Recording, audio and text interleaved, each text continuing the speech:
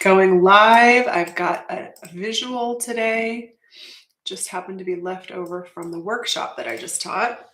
So I'm going to get all of my lives going and let's get this party started.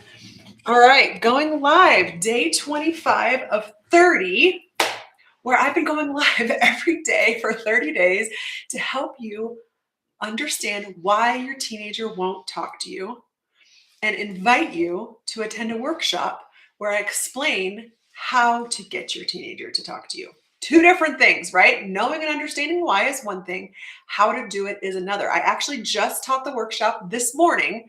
So if you're seeing this after and you really want access to the workshop, after I publish this live, write, comment, replay, or send me a DM saying I would love the replay for the workshop and I will send it to you because I just taught it was an hour workshop and it was pretty good if I do say so myself.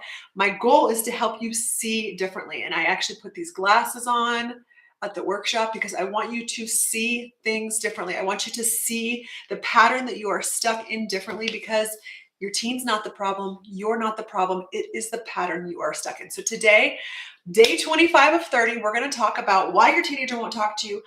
And I want you to think of the word protection, self-protection.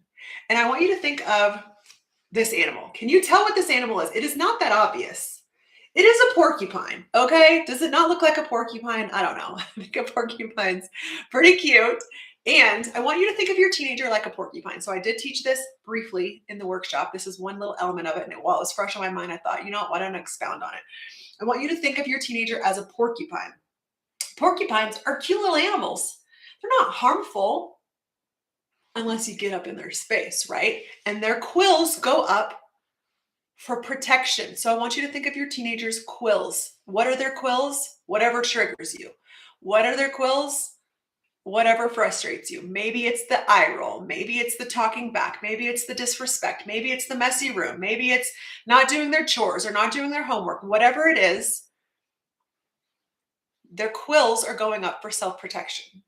It is their response, really. Their response to you trying to talk to them about whatever it is you're trying to talk to them. So I want you to envision your teenager as a porcupine, okay? And that's what we're going to talk about today. Like I said, in these lives, these 30 days of lives, if you've missed them, go check them out. If you want to better understand why your teenager won't talk to you, go check those out. And at the workshop that I teach you how to step out of that space. Knowing is one thing. Doing is a completely separate understanding. And I talk a lot about immersion. Anyway, if you want the replay of that workshop, message me and I'll send it to you. But what I want to take you from is saying something like, my teenager's being rude or disrespectful, to my teenager is protecting themselves. I get it. You don't think you need being protected from, right? You think I'm a pretty good mom. Why won't they just talk to me? It's the pattern. You have to understand the pattern. You have to understand their specific pattern. Maybe you've had other kids, older kids. Well, they talk to me. Must be something wrong with this child. No, it's the pattern. You have different patterns with different people in your life. Do you want to figure out how the puzzle of this particular teenager, or do you want to say, well, it's their problem because my other kids I didn't have a problem with?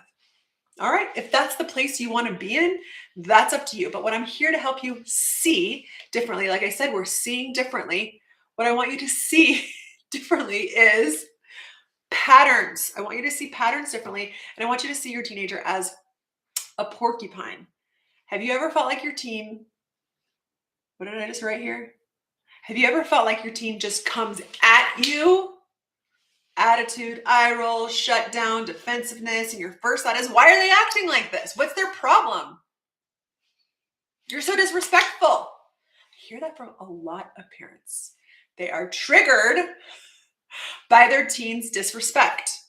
What if I told you they're not attacking you, that they are protecting themselves? So let's talk a little bit more about this cute little porcupine. It doesn't shoot its quills because it's mean. It doesn't wake up thinking, who can I hurt today? What can I do? Your teenager doesn't wake up thinking, what can I do to twist the knife in my mom's heart? I get it. It feels like that sometimes. It puts its quills up when it feels threatened or scared or unsure, trying to protect itself. That's what the porcupine does. That's your teen, the attitude, the shutdown, the defensiveness. Those are quills. I remember a moment when my teen snapped back at me. Everything in me wanted to go, excuse me, excuse me. The Z snap. There, and then I realized as I've learned to break patterns and become immersed in the trusted language, immersed into emotional safety, immersed into becoming an emotional leader, recognize they weren't trying to disrespect, they're overwhelmed. They feel controlled, they feel judged, they feel cornered, they don't know how to handle a moment. So out comes the quills, protection. When a teen feels that way, judged, misunderstood, pressured, emotionally unsafe, they don't lean into, they lean into protection, because protection doesn't look like ease. It looks like attitude and sarcasm and avoidance and silence. So that's the little nugget I want you to take away from today. Your teen is not trying to hurt you. They're trying to not get hurt. What feels like disrespect towards you is often discomfort from them. The more threatened they feel, the sharper the quills. So what might your team be protecting themselves from that moment? I know you don't think that you're anything scary to protect from. I get it. They're protecting themselves from guilt and shame and judgment and criticism and what's the C word I'm thinking of? Controlling. I know you don't think you're controlling. And you're just thinking, listen, I just want to set some parameters. We're all about setting parameters. I'm not a fan of feeling like you just walk on eggshells and being permissive and letting them do whatever they want. There are nuances in between. This is the space that we're looking at. Not to be walked all over, not to walk on eggshells, somewhere in the middle. This is what I help guide you towards in the trusted method. If you missed the workshop that I taught today, send me a DM, say, I'd love the workshop replay. After I publish this live, say, I'd love the workshop replay, and I will send it to you.